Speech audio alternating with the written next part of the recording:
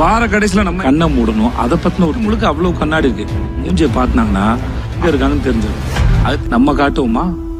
நண்பர்கள் அனைவருக்கும் வணக்கம். இன்னைக்கான ப்ரோமோ ரிலீஸ் ஆயிடுச்சு. தூள் படத்தில் பறவை முனியம்மா ஒன்று சொல்லுவாங்கல்ல, ஏண்டா இதை தான் நைட்டு முழுக்க ஒட்டிட்டு இருந்தியான்ட்டு. அந்த மாதிரி தாங்க வீக்கெண்ட் அப்போ இந்த ப்ரோமோ மட்டும் செம்ம மொக்கையாக இருக்கு. அதாவது விஜய் சேதுபதி ஷூட்டுக்காக வந்தோடனே இந்த ப்ரோமோவை எடுத்துருவாங்க போல. கிரீன் ஸ்க்ரீன் முன்னாடி நின்று பேசுங்க சார், ரேண்டமாக ஏதாவது பேசுங்க, நாங்கள் மேட்ச் பண்ணிக்கிறோன்ற மாதிரி சொல்லிடுவாங்க போல. அவசர அவசரமாக எடுத்த மாதிரி தான் இருக்குங்க. இந்த ப்ரோமோவில் பெருசாக எதுவும் இல்லை.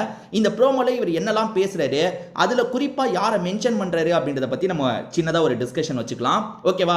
என்ன பேசுறாருன்றதை நான் சொல்றேங்க. வார கடைசியில் நம்ம என்ன பேசணுன்ற தெளிவு நமக்கு இருக்குன்ற மாதிரி சொல்றாரு. அடுத்ததா பிக் பாஸ் எப்ப கண்ணை திறக்கணும், எப்ப கண்ணை மூடணும் அப்படின்றதெல்லாம் தெரியும்ன்ற மாதிரி சொல்றாரு. இதை தாண்டி பிக் பாஸ் வீட்டை சுற்றி ஏகப்பட்ட கண்ணாடி இருக்கு.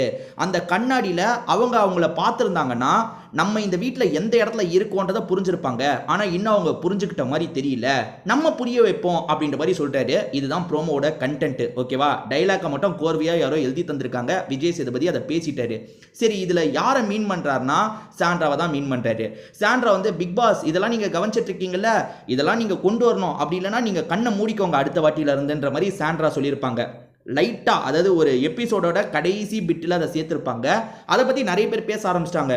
சாண்ட்ரா என்ன பிக் பாஸே எப்படி பேசுகிறாங்க, சாண்ட்ரா என்ன பிக் பாஸே எப்படி பேசுகிறாங்கன்ற மாதிரிலாம் நிறைய பேர் சமூக வலைதளங்களில் பேசினாங்க. அதனால விஜய் சேதுபதி அந்த விஷயத்தை பற்றி தான் இந்த ப்ரோமோவில் பேசியிருக்காரு. இந்த ப்ரோமோ மூலியமா நம்ம பார்த்தா சாண்ட்ராவை இன்னைக்கு பயங்கரமாக திட்ட போறாரு, கோவப்பட போறாருன்றது தெரியுதுங்க. ஏன்னா சாண்ட்ரா இந்த வாரம் கொஞ்சம் அதிகமாக தான் பண்ணியிருக்காங்க. அவங்க சைடில் என்ன கேட்டால் நிறைய பேர் வந்து அவங்க சைடு நியாயமே இல்லை, சாண்ட்ரா பண்ணது ரொம்ப ஓவருன்ற மாதிரி சொல்கிறீங்க. சாண்ட்ரா பண்ணது ஓவர் தான், அதில் எனக்கு மாற்று கருத்தே கிடையாது. ஆனால் அவங்க சைடும் சில நியாயம் இருக்க தான் செய்து. அப்படி தான் பண்ணியிருக்க முடியும், ஏன்னா சில சிச்சுவேஷன் அப்படி தான் பண்ணியிருக்க முடியும். அந்த மாதிரி தான் சாண்ட்ரா பண்ண மாதிரி தோணுது. நேற்று நைட்டு ஒழுங்காக ஜெயிலுக்கு போகாமல் ஏன் நேரத்தை இழுத்தாங்கன்ற மாதிரி ஒரு கேள்வி இருக்குது பார்த்தீங்களா? அதுக்கும் சில காரணம் இருக்குது. ஏன்னா வந்து எஃப்ஜே கிட்ட பால் வேணுன்ற மாதிரி கேட்குறாங்க. சரிங்க, நாளைக்கு பங்குலேருந்து எடுத்துக்கிட்ட கணக்குன்னு அவங்களுக்கு பால் தந்திருந்தாலே பிரச்சனை முடிஞ்சிருக்கும். ஆனால் எஃப்ஜேவும் பால் தராமல் இழுத்துட்டு இருந்தான். அதுக்கப்புறம் வெளியே போய் ரம்யா கிட்ட பேசுகிறான், கனி கிட்ட பேசுகிறான். ஸோ இதுக்கு முன்னாடி அவங்க பேசும்போது தான் ஒரு விஷயம் தெரிய வருது. கனி ரம்யா வந்து அடிக்கடி இந்த மாதிரி பால்லாம் எடுத்துப்பாங்க போல. அதெல்லாம் நான் நிறைய வாட்டி பார்த்துருக்கேன்னு திவ்யா சொல்கிறாங்க. அதுவும் எந்த அளவுக்கு உண்மைன்னு தெரியல. ஆனால் இந்த ப்ரோமோ வச்சு பார்க்கும்போது சாண்ட்ராக்கு ஏகப்பட்ட கேள்வி கேட்க போறாருன்னு தெரியுது. ஆனால் சாண்ட்ரா டிஃபெண்ட்லாம் பண்ண முடியாது. எந்த விஷயத்தை டிஃபெண்ட் பண்ணுவாங்க? டிஃபெண்ட்லாம் பண்ண முடியாது. அதுவும் இல்லாமல் விஜய் சேதுபதி கிட்ட யாருமே டிஃபெண்ட் பண்ணி பேச முடியாது. சரி சார், சரி சார், தப்பு தான் சார், இதுக்கப்புறம் நாங்கள் பண்ண மாட்டோம் சார்னு சொல்கிறது தான் ஒரே வழி.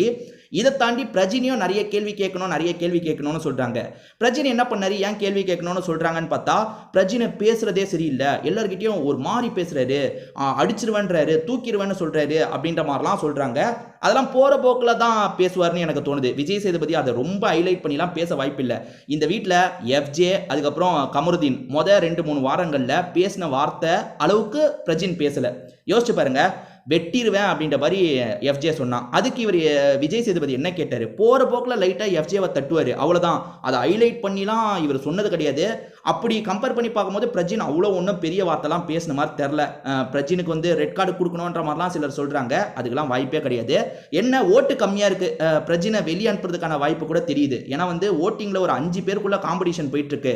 சுபிக்ஷா, ரம்யா ஜோ, வியானா, பிரஜின், இதை தாண்டி யார், கெமி கூட தப்பிச்சிட்டாங்கங்க. கெமிலாம் எப்படி தப்பிக்கிறாங்க, யார் தான் உங்களுக்கு ஓட்டு போடுறான்னு எனக்கு இப்போ வரைக்கும் புரியாமல் இருக்குது. சரி, இந்த ப்ரோமோவில் இதுதான் கண்டென்ட்டா? இந்த ப்ரோமோவில் வந்து சாண்ட்ராவை தான் இவர் டார்கெட் பண்ணி சொல்கிற மாதிரி இருக்குது. இதை தாண்டி சாண்ட்ரா வந்து கனியை பார்த்து கிளவின்ற மாதிரி சொல்லியிருப்பாங்க. நேரடியாக சொல்லலை, பேசும்போது அந்த கிளவி அப்படின்ற மாதிரி ஒரு வார்த்தையை சொன்னாங்க. இவர் கண்ணாடியில் ஃபேஸை பார்த்துருந்தாலே தெரிஞ்சிருக்கோன்னு சொல்கிறது ஒருவேளை அவங்களோட வயசை பற்றி சொல்கிறாரு போல. ஏறக்குறைய உங்களுக்கும் அந்த வயசு தானே ஆகுதுன்றதை இன்டெரக்டாக சொல்கிற மாதிரி எனக்கு தோணுது. எது எப்படியோங்க, இப்போ அடுத்ததாக 2வது ப்ரோமோ, 3வது ப்ரோமோ, 4வது ப்ரோமோன்னு இன்னும் 3 ப்ரோமோ வரப்போகுது. அந்த 3 ப்ரோமோல இன்னைக்கு எபிசோட்ல யாரை வறுக்க போறாரு, எந்த விஷயத்தை கேட்டு வறுக்க போறாருன்னு தெளிவா தெரிஞ்சிடும். அதே மாதிரி இந்த வாரத்தை பொறுத்த வரைக்கும் கெமிக்கும் கமருதீனுக்கும் ஒரு சண்டை ஏற்பட்டதில்ல, அந்த சண்டையை அட்ரஸ் பண்ண கூட வாய்ப்பு இருக்கு. ஆனால் அந்த சண்டையில் வந்து பெருசாக எதுவுமே இல்லைங்க. கெமி தேவையில்லாமல் ஒரு இஷ்யூவை கிரியேட் பண்ண மாதிரி தான் இருந்தது. ஆனால் நைட்டு நேரம் சண்டை போடும் போது தேவையில்லாமல் வந்து கமருதீன் நிறைய வார்த்தையை விட்டுட்டாரு. கமருதீன் இப்போதான் நீ மாறிட்டு இருக்கன்னு நினைக்கிறேன், நீ என்னப்பா இப்படி பண்ணுறேன்னு ஏதாவது கேட்க வாய்ப்பு இருக்கு. அதாவது கிண்டல் பண்ணுற மாதிரி தான் கேட்பாரு, கோவமாலாம் கேட்க வாய்ப்பு இல்லை. ஏன்னா அவ்வளோ பெரிய இஷ்யூவே இல்லைங்க. இந்த வாரத்தில் இஷ்யூன்னு எடுத்துக்கிட்டா எதுவுமே கிடையாது. சாண்ட்ரா திவ்யா கடைசியாக பண்ணது இஷ்யூ. அதே மாதிரி கிச்சன் டாஸ்கில் ஒரு விஷயம் நடந்ததில்ல, சாரி அந்த குக்கிங் ஸ்குவாடுன்னு ஒருத்தங்க இருந்தாங்கல்ல, அதுல கேள்வி இருக்கு. இதை பத்தி நீங்க என்ன நினைக்கிறீங்க? உங்க கருத்தையும் சொல்லுங்க.